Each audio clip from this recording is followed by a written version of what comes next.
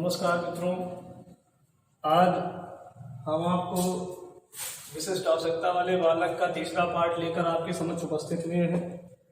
देखिए, ये जो विशिष्ट आवश्यकता वाले बालक टॉपिक है, ये CTET, super TET, UP TET और शिक्षक भर्ती की तमाम परीक्षाओं के लिए उतना ही महत्वपूर्ण है जितना कि और सारी विषय वस्तुएं।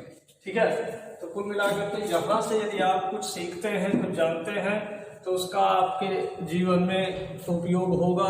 शैक्षिक परिस्थितियों में भी उनका उपयोग आप आसानी से कर सकते हैं। पिछली कक्षा में हमने आपको बताया था कि किस तरीके से विशिष्ट आवश्यकता वाले बालकों का वर्गीकरण करना है।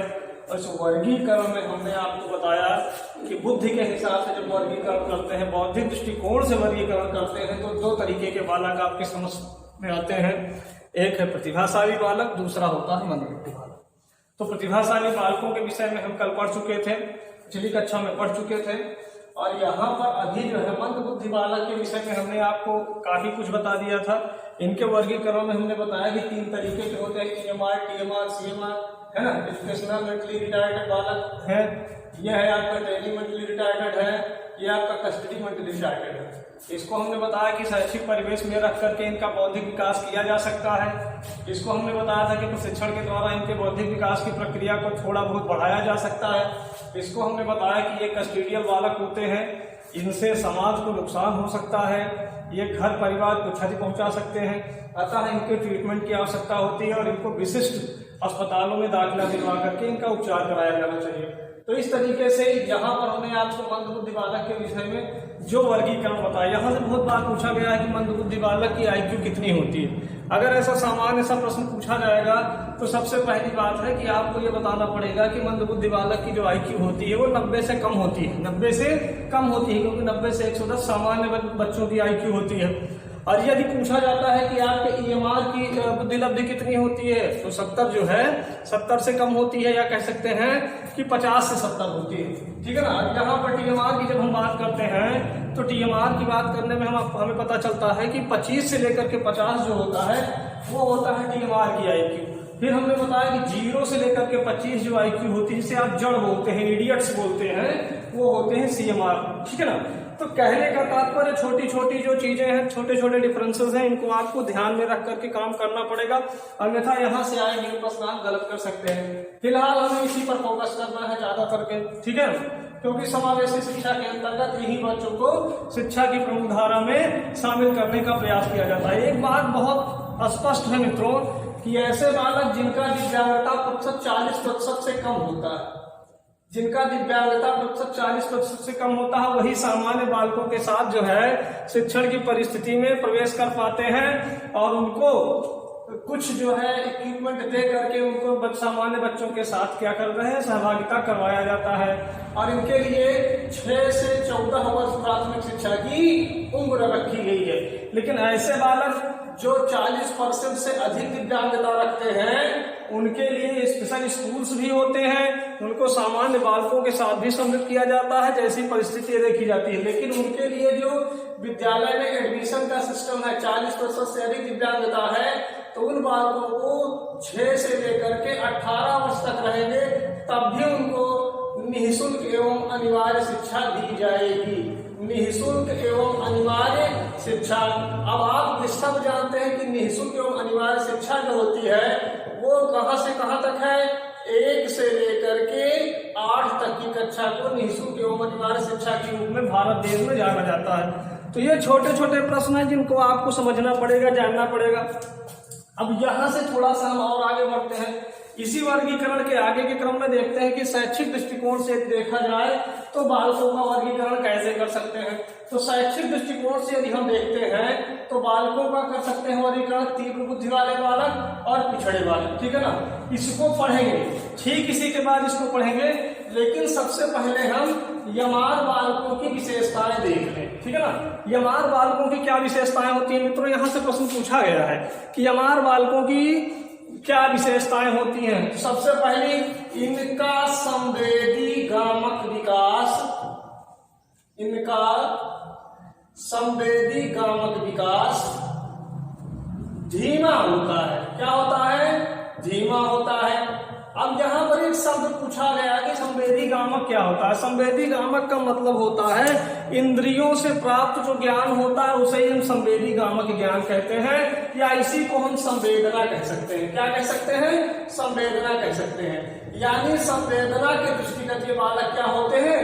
बहुत ही पीछे रहते हैं। इनकी शारीरिक क्रियाएं बहुत भिन्न होती हैं। क्या होती है? शारीरिक क्रियाएं बहुत भिन्न होती है। किसी भी चीज को सीखने में सामान्य बालकों की तरीके से रुचि उत्पन्न नहीं करते या रुचि को प्रदर्शित नहीं करते, अर्थात इसमें तमाम ऐसी विशेषताएं पाई जाती है जिनके द्वारा ये सिद्ध हो सकता है कि ये सीखने की गति में क्यों पीछे रह जाते हैं। ठीक है। अब यमार होने के कारण, मित्रों यमार होने के कारण में यदि हम बात करते हैं तो निषेचन के समय, निषेचन के समय जिसे आप अंग्रेजी में फर्टिलाइजेशन कहते हैं, हमने बताया कि मानव की उत्पत्ति कैसे होती है।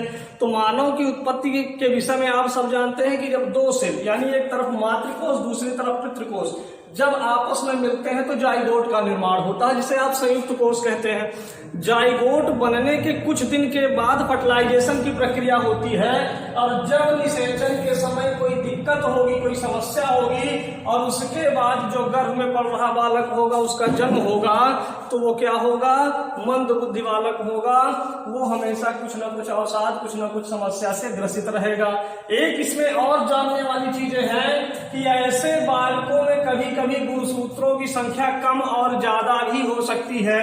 गुणसूत्र सामान्य आप सब जानते हैं कि गुणसूत्र की जो संख्या होती है, गुणसूत्रों की जो संख्या होती है वो 23 जोड़े अर्थात 46 गुणसूत्र होते हैं। ठीक है ना? 46 गुणसूत्र पाए जाते हैं। ऐसे बालकों में 46 गुणसूत्र के स्थान पर 47 या 45 हो सकते हैं। और अब आप जानते हैं कि यदि गुणसूत्रों की संख्या ज्यादा या कम हो जाती है तब भी बालक मानसिक रूप से विक्षिप्त होता है, और इसे मंगोलियन बेवकूफी नामक रोग के नाम से भी जाना जाता है। तो यहाँ से बहुत सारी ऐसी चीजें हैं जिनको जानने के लिए आपको पढ़ना पड़ेगा, ध्यान देना पड़ेगा। और यहाँ से जो प्रश्न आते हैं मित्रों वो बहुत बेहतरीन प्रश्न आते हैं, हर जगह प्रश्न पूछे जाते हैं। आप मान लीजिए कि यहाँ पर सुपर टीटी हम पढ़ा रहे हैं आपको, लेकिन जब आप केवी का एग्जाम देंगे, जब आप दिल्ली एसएसबी का एग्जाम देंगे, तो वहां पर इनसे प्रश्न उठते हैं और बेहतरीन प्रश्न उठते हैं जो आप यदि समझे नहीं रहेंगे तो वहां पर गलत होगा। आपको यहाँ पर टीटी, सुपर टीटी, सीटेट से मतलब तो है ही है, लेकिन आपको अपने व्यक्तित्व का सर्वांगीण विकास करना। ऐसा थोड़ी ना कि एक परीक्षा पास करने के लिए पढ़ रहे हैं, दूसरी परीक्षा में चाहे पास हो चाहे ना हो। हमें पढ़ाई इसलिए करनी है कि जो भी परीक्षा दें हम वो परीक्षा क्रैक करें। जहां पर साइकोलॉजी की विषय वस्तु पूछी जाएगी हमारी गारंटी है, यदि आप हमारे द्वारा बताए गए तरीकों को ध्यान में रखते हुए अध्ययन की प्रक्रिया में लिप्त रहेंगे तो निश्चित रूप से आपको सफलता मिलेगी, आपको कोई रोक नहीं सकता। ठीक है ना? यहाँ पर आपने देखा कि किस तरीके से यमार होने के कारण यमार होने की क्या विशेषता है, यमार बच्चों की क्या विशेषताएं, संवेदनाहीन होते हैं, इनका संवेदी गामक विकास क्या होता है? धीमा होता है। और यमार बच्चों की शिक्षा से संबंधित हमने आपको बताया कि यदि इनकी दिव्यांगता की प्रतिशतता 40% से कम है तो सामान्य बालकों के साथ आसानी से संलिप्त हो जाएंगे और इनकी शिक्षा और आसानी से गतिमान होगी। और यदि इनकी जो है विकलांगता 40% से अधिक है तो जैसे इनकी विकलांगता का प्रकार होगा, जैसे इनकी विकलांगता होगी, उनके अनुरूप इन्हें जो है सुझाव दिया जाएगा। इन्हें विशिष्ट विद्यालयों में भी दाखिला दिलाया जा सकता है, इन्हें सामान्य बालकों के साथ भी बिठाया जा सकता है। इनके व्यक्तित्व का सर्वांगीण विकास करने के लिए जो भी उपयुक्त विधि होगी उसको प्रयोग में लाया जाएगा।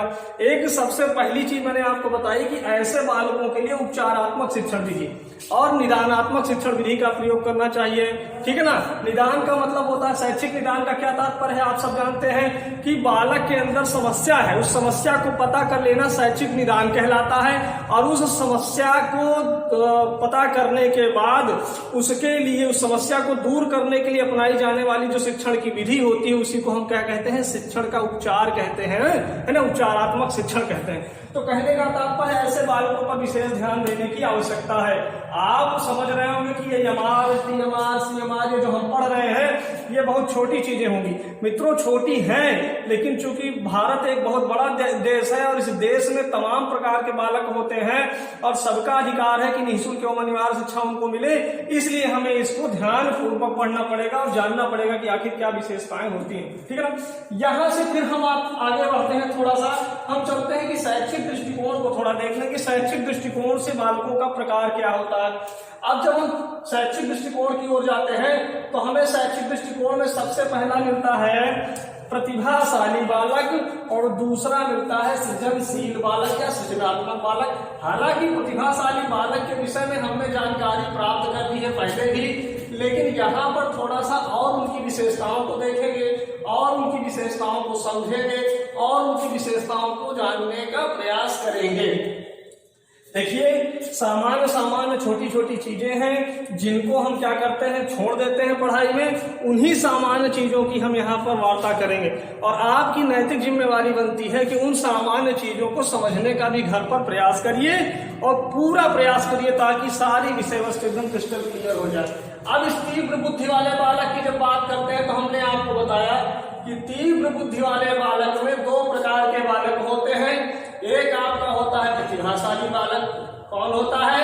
प्रतिभाशाली बालक। भाई बुद्धि के हिसाब से यदि बालक को बताना है कि तीव्र बुद्धि है तो प्रतिभाशाली। कई बार हमने बताया कि टर्मन की साड़ी उठा करके देख लीजिए, बुद्धि लब्धि के अनुसार उन्होंने तीव्र बुद्धि वाले बालकों को क्या बताया। उन्होंने कहा कि शैक्षिक दृष्टिकोण से तीव्र बुद्धि वाला बालक वही है जिसकी बुद्धि लब्धि अधिक होगी। तो बुद्धि लब्धि अधिक के क्रम में देखते हैं तो आपको प्रतिभाशाली मिलता है और दूसरा मिलता है सृजनशील। क्या मिलता है? सृजनशील मिलता है। अब जब हम प्रतिभाशाली बालक की बात करते हैं तो सबसे पहले इसके वर्गीकरण में पहले ही बताया है कि आईक्यू को देखेंगे तो इसकी आईक्यू कितनी होगी? टर्मन के अनुसार 140 या इससे अधिक। टर्मन के अनुसार इससे क्या होगी? 140 या इससे अधिक होगी। ठीक है ना। तो इस तरीके से यहाँ पर आपको पता चला कि बुद्धि लब्धि के अनुसार क्या होता है कि जो प्रतिभाशाली बालक होता है उसकी बुद्धि लब्धि कितनी है? 140 या इससे अधिक है। और यदि हम सृजनशील बालकों की बुद्धि लब्धि को देखें तो कोई स्पष्ट आपको विवरण तो नहीं मिलेगा, लेकिन हम कह सकते हैं कि 110 से 140 तक की जो बुद्धि लब्धि होती है वो होती है सृजनशील बालकों की। ठीक है ना। सृजनशील बालकों की बुद्धि लब्धि कितनी होती है? 110 से 140, क्योंकि 90 से 110 सामान्य बालकों की बुद्धि लब्धि होती है। और यहाँ पर हम क्या पढ़ रहे हैं? तीव्र बुद्धि वाले बालक। तो कुल मिलाकर के यहाँ से एक जो सबसे बड़ी चीज यहाँ पर आपको देखेगी कि इन प्रतिभाशाली बालकों में अभिसारी चिंतन की प्रवृत्ति पाई जाती है। कैसी प्रवृत्ति पाई जाती है? अभिसारी चिंतन। मित्रों, कई बार पूछा गया है कि अभिसारी चिंतन और अपसारी चिंतन में अंतर क्या होता है। अभिसारी चिंतन का मतलब होता है कन्वर्जेंट थिंकिंग। कैसी थिंकिंग? Convergent thinking. यानी यदि आप बालक को कोई समस्या दें और बालक उस समस्या के समाधान को त्वरित गति से हल करने का प्रयास करे और सिर्फ उसका समाधान आपको तीव्र गति से देता है तो उसको कहते हैं अभिसारी चिंतन। आपसे एक प्रश्न बहुत पूछा जाएगा कि अभिसारी चिंतन या अपसारी चिंतन बुद्धि के सिद्धांत में किसके बताए गए पहलू हैं? हाँ मित्रों, बहुत बार प्रश्न पूछा गया है कि अपसारी चिंतन और अभिसारी चिंतन बुद्धि के सिद्धांत में किस मनोवैज्ञानिक के द्वारा बताए गए पहलू हैं। तो आप सबको पता होना चाहिए कि अपसारी चिंतन और अपसारी चिंतन को बुद्धि के सिद्धांत में, जिसे आप त्रिविमीय सिद्धांत बोलते हैं, ठीक है ना। त्रिविमीय सिद्धांत जेपी गिलफोर्ड का है ना। घनाभ के आकार के मॉडल में उन्होंने बताया, इंटेलिजेंस स्ट्रक्चरल मॉडल भी उसको बोला जाता है। तो त्रिविमीय बुद्धि का मॉडल था जिसमें उन्होंने क्या क्या बताई? विषय वस्तु, संक्रिया और उत्पाद, तीन अलग अलग चीजों के बारे में बताया और उस तीन अलग चीजों की विवरणिका प्रस्तुत की। उसी में संक्रिया का अंतर्गत आने वाला भाग होता है अभिसारी चिंतन और अपसारी चिंतन। तो यहाँ पर प्रतिभाशाली बालकों में अभिसारी चिंतन की प्रवृत्ति पाई जाती है, यानी एक कन्वर्जेंट थिंकिंग करते हैं। और यहीं पर यदि सृजनशील बालक की बात करते हैं तो अपसारी चिंतन की प्रवृत्ति पाई जाती है। कैसा चिंतन? अपसारी चिंतन की प्रवृत्ति पाई जाती है। अब ये अभिसारी चिंतन और अपसारी चिंतन, अपसारी चिंतन का तात्पर्य होता है कि ऐसा चिंतन जब बालक क्या करता है? विस्तृत रूप से सोचता है, यानी समस्या के समाधान और समस्या से संबंधित उसके कितने समाधान हो सकते हैं, इन सारी विषय वस्तुओं के विषय में यदि बालक सोचता है तो उसे हम कहते हैं अपसारी चिंतन। दूसरी चीज, यहाँ पर ये जो बालक होता है आपका प्रतिभाशाली बालक, ये परंपरागत परिपाटीबद्ध तरीके से, परंपरागत या परिपाटीबद्ध स्थिति में सोचता है, यानी कुछ नया करने का विचार नहीं आता इसके मन में। और इसको कहते हैं आपको प्रतिभाशाली बालक के अंतर्गत परंपरागत या परिपाटीबद्ध तरीके से सोचने का गुण होता है। तरीके से सोचने का गुण पाया जाता है, ठीक है ना। और यहाँ पर क्या होता है, ये नए सिद्धांत का उत्पन्न करने का प्रयास करता है, नई सोच, मौलिकता या समस्या की उत्पत्ति और उसके कई समाधान के विषय में जानने का प्रयास करता है। यानी अब सारी चिंतन का जो बालक होता है बुद्धि के हिसाब से तो परफेक्ट होता ही होता है, बल्कि समस्या से संबंधित तमाम ऐसी चीज के विषय में जानने का प्रयास करता है जो प्रयास प्रतिभाशाली बालकों के द्वारा नहीं किया जाता। फिर यहाँ से एक सबसे बड़ी चीज है, प्रतिभाशाली बालकों में प्रयोजनवादी गुण पाया जाता है। कैसा गुण पाया जाता है, प्रयोजनवादी गुण पाया जाता है। इसमें प्रयोजनवादी गुण पाया जाता है, ये लज्जाशील होता है। कैसा होता है, लज्जाशील होता है, ठीक है ना। और यहाँ पर देखेंगे तो ये बहिर्मुखी प्रतिभा का धनी होता है। कैसा होता है, बहिर्मुखी प्रतिभा का धनी होता है, इसलिए इसमें लज्जा नहीं होती। ये समाज में घुल मिल करके रहता है, ठीक है ना, ये समाज में घुल मिल करके रहता है और समाज के हर तबके से मतलब रखता है और अपनी समाज में ख्याति फैलाने का भी कार्य करता है। अर्थात सृजनशील बालक में वो हर गुण पाए जाते हैं जो एक विशिष्ट नागरिक में पाए जाने चाहिए। तो यहाँ पर मित्रों हम देखते हैं कि किस तरीके से प्रतिभाशाली बालक और सृजनशील बालक में जो विशिष्ट अंतर है वो बता दिए हमने। यहाँ से कई बार प्रश्न पूछा गया है अपसारी चिंतन को लेकर के, अभिसारी चिंतन को लेकर के, तो कभी कंफ्यूज मत होइएगा। प्रतिभाशाली बालकों में अभिसारी चिंतन और जो है सृजनशील बालकों में अपसारी चिंतन की प्रवृत्ति पाई जाती है। अभिसारी चिंतन और अपसारी चिंतन की संकल्पना को अपने बुद्धि के सिद्धांत में बताने वाले मनोवैज्ञानिक का क्या नाम था, तो जेपी गिलफोर्ड नाम था और उनके उस बुद्धि के सिद्धांत का क्या नाम था, इंटेलिजेंस स्ट्रक्चरल मॉडल, या उसी को बोलते हैं बुद्धि का त्रिविमीय मॉडल या बुद्धि का त्रिआयामी मॉडल, ठीक है ना। तो कुल मिलाकर के यहाँ से आपको प्रश्न मिल जाएंगे और इस प्रश्नों को हल करके आप आसानी से अपना नंबर बढ़ा सकते हैं। फिर बात करते हैं मित्रों पिछड़े बालक की। बहुत ही विशिष्ट टॉपिक है आपका ये कि पिछड़े बालक कैसे बालक होते हैं, ठीक है ना। आप पिछड़े बालक की जैसे ही हम बात करते हैं तो पहली चीज जान लीजिए कि पिछड़े बालक दो प्रकार के होते हैं। एक होता है सामान्य पिछड़ा बालक, सामान्य पिछड़ा बालक, और दूसरा होता है विशिष्ट पिछड़ा बालक। कौन होता है, विशिष्ट पिछड़ा बालक। अब सामान्य पिछड़ा बालक और विशिष्ट पिछड़ा बालक को बाद में समझेंगे। सबसे पहले समझेंगे कि हम पिछड़े बालक की जानकारी कैसे प्राप्त करेंगे कि पिछड़े बालक है कौन, है ना।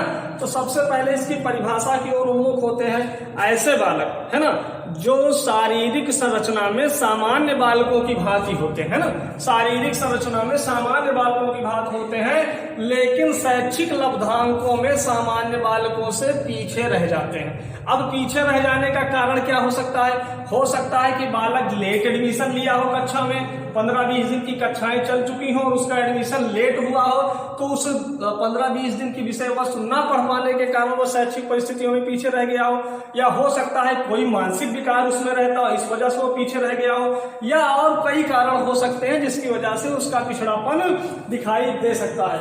लेकिन पहली चीज की अगर बालक पिछड़ा है तो आप जानकारी कैसे प्राप्त करेंगे, है ना, किस तरीके से जानेंगे कि बालक पिछड़ा है कि नहीं है। तो इसको बताने के लिए यहाँ पर सिरिल बर्ट नामक एक मनोवैज्ञानिक है, सिरिल बर्ट नामक मनोवैज्ञानिक है, जिन्होंने ये बताया कि बालकों की शैक्षिक लब्धि निकाल करके, अभी तक आपने देखा होगा कि बुद्धि लब्धि हमने पढ़ा था, बुद्धि लब्धि का फार्मूला क्या होता है, मानसिक आयु बटा वास्तविक आयु गुणे 100, और इस फार्मूले को देने का श्रेय जाता है स्टर्न को और इसको आगे बढ़ाने का श्रेय जाता है टर्मन को, ठीक है ना। तो कहने का मतलब है यहाँ पर सिरिल बर्ट नामक एक मनोवैज्ञानिक है जिन्होंने शैक्षिक लब्धि नामक फार्मूला दिया। कैसा फार्मूला दिया, शैक्षिक लब्धि नामक फार्मूला दिया, और शैक्षिक लब्धि नामक फार्मूला दे करके उन्होंने ये बताने का प्रयास किया कि किस तरीके से बालकों के शैक्षिक लब्धि के द्वारा ये पता लगाया जा सकता है कि शैक्षिक लब्धि के अनुसार बालकों का वर्गीकरण कैसे किया जा सकता है। तो यहाँ पर शैक्षिक लब्धि को बताने के लिए सबसे पहले इसका फार्मूला लिखते हैं, शैक्षिक आयु जिसे बोलते हैं एजुकेशनल एज, बटा वास्तविक आयु जिसे बोलते हैं रियल एज